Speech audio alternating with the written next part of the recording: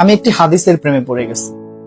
হাদিসটা হচ্ছে ঠিক এমন যে যখন বান্দা একটি ঘরে কান্না শুরু করে এবং তখন আল্লাহর ফেরেশতারা বলে যে আল্লাহ তোমার এই বান্দাটা কি জন্য কষ্ট পাচ্ছে, এবং ফেরেশতারা আল্লাহর কাছে কান্নাকাটি করে বলে যে তার মনের ব্যথাকে তুমি আল্লাহ কমিয়ে দাও। তখন আল্লাহ তাআলা বলেন যে আমার বান্দা এমন কোনো কিছুর মায়া পড়েছিল বা ভালোবেসেছিল যা আমার চাইতে সে বেশি ওই জিনিসটার প্রতি ভালোবেসে ফেলেছিল।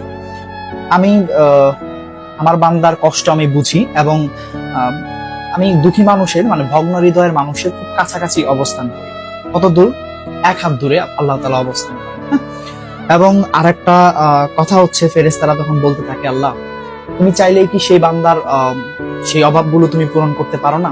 তখন আল্লাহ তাআলা বলেন যে আমি ওয়াদা করতেছি আমার বান্দা যে জিনিসটা তার জীবন থেকে হারিয়েছে তার চাইতে অধিক উত্তম জিনিস আমি তাকে দিব, যা দেখে পৃথিবীর মানুষ বিস্মিত হবে।